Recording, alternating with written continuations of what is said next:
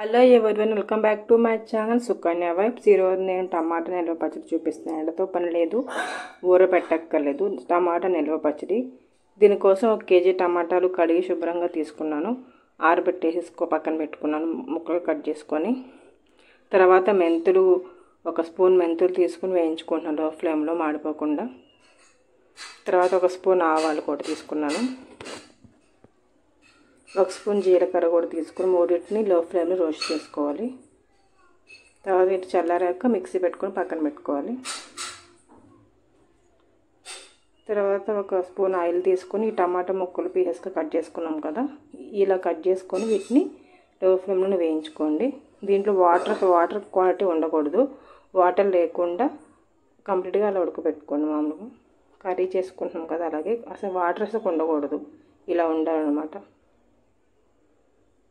Quantity ఇలా ఉండాలి. 1 KG టమాటా వేయించితే ఇలా అయిందనమాట. తర్వాత అది ఇందాక చేసుకున్నాం కదా, అట్లనే పక్కన. దీనికోసం 100 గ్రామ్స్ చింతపండు,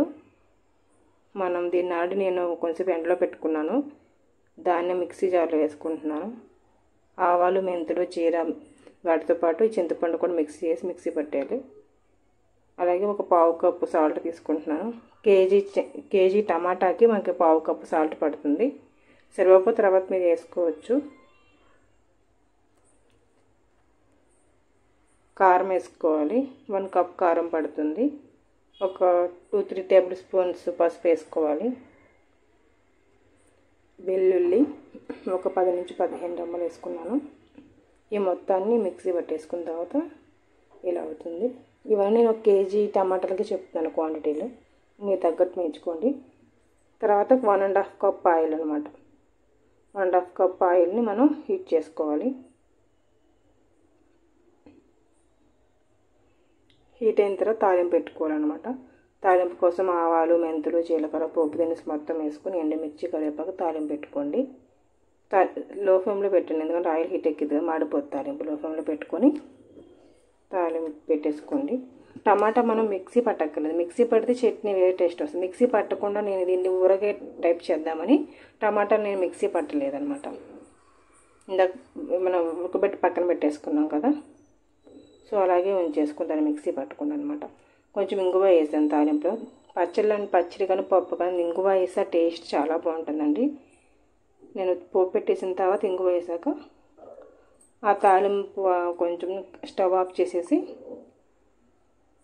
ఈ టమాటా ఉంది కదా, టమాటా ఇందాక మనం ఉడకబెట్టుకున్నాం కదా, దాన్నిటిని వేయించుకోవాలి. 5 to 10 minutes అలా మరి స్టవ్ మీద అలా పెట్టేయండి. 5-10 minutes తర్వాత ఆఫ్ చేసేయండి. ఇది మొత్తం కంప్లీట్గా చల్లారిపోవాలి. కంప్లీట్గా చల్లారిపోయిన తర్వాత కింద మనం పట్టుకున్న మిక్సీల పౌడర్ ఉంది కదా, పసుపు, ఉప్పు, కారం, చింతపండు, వెల్లుల్లి, ఆవాలు అవన్నీ కలిపి ఈ పౌడర్ అంతా కలిపేసుకోవడం. ఇంకా నేను టమాటాని మిక్సీ పట్టలేదు. టమాటా మిక్సీ కూడా పట్టుకోవచ్చు కావాలంటే. అలా పీసెస్గా తగులుతుంటే మన నోటికి బాగుంటుంది ఊరగాయ టైప్లో. అందుకు ఈ పచ్చడి ఆల్మోస్ట్ 6 months ఉంటుంది బయట పెట్టినా కూడా. నేను చేసి 3-4 months ఇలా ఎప్పుడు చేస్తూ ఉంటాను. ఆల్మోస్ట్ 6 months పైనే ఉంటుంది నాకు పచ్చడి. అంతే అండి, టమాటా నిల్వ పచ్చడి రెడీ. ఇన్స్టెంట్గా ఎంతోసేపు పట్టదండి, మ్యాక్స్ 1 hourలో అయిపోతుంది టమాటా నిల్వ పచ్చడి.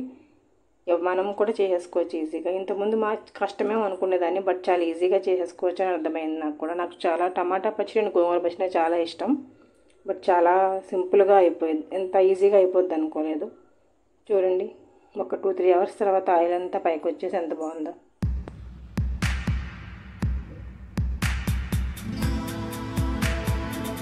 Okay, thank you friends, and subscribe to my channel.